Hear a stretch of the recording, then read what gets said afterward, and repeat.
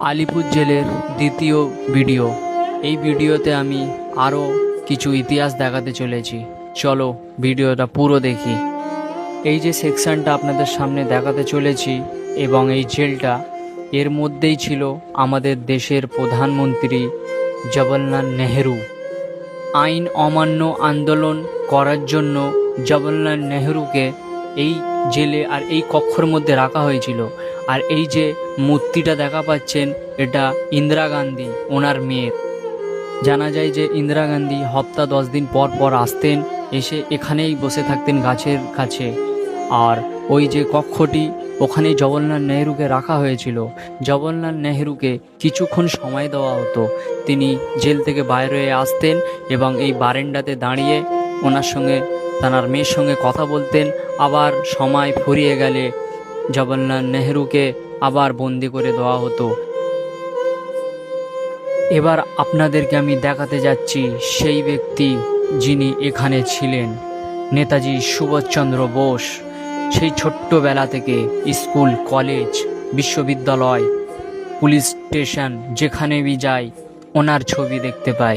নেতাজি সুভাষচন্দ্র বোস, তিনি এই কক্ষ এবং এই জেলের মধ্যে কাটিয়েছে কিছুদিন। নেতাজি সুভাষচন্দ্র বসুকে আইন অমান্য করার জন্য এখানে কিছুদিন বন্দি করা রাখা হয়। এনারা তো 70 পথ বেছে নিয়েছিল, তাই ইংরেজ ব্রিটিশদের সামনে মাথা নত করেনি।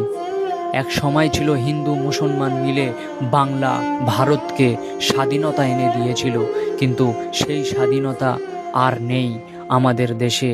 আমাদের দেশে আর কোনো ইনসাফ নেই। আমাদের সমাজে যে 70 পথ অবলম্বন করবে, সত্য পথে থাকবে, তাকে মার খেতে হবে, জেলে কাটাতে হবে। আজ পুরো গোটা জাতি একটি বীর পুরুষের অপেক্ষায় আছে, যিনি আসবেন এবং পুরো আমাদের দেশকে আবার স্বাধীনতায় ফিরিয়ে আনবে। এই উঁচু দেওয়ালটি হচ্ছে পুরো জেলের বাউন্ডারি। বহু বছর, বহুকাল এই বাউন্ডারির ভিতরেই কেটেছে বহু অপরাধী এবং বিনা অপরাধে জেল খাটা মানুষদের। এই সেই জেল আর এই সেই কক্ষ যেখানে আসামিদেরকে রাখা হতো। এই সেই জেল, এই সেই কক্ষ, এই চার দেয়ালের মধ্যে এখানেই থাকতো আসামিরা। আর এটাই সেই জায়গা যেখানে আসামিদের দিয়ে কাজ করানো হতো। তারা বিভিন্ন ধরনের কাজ এখানে করতেন।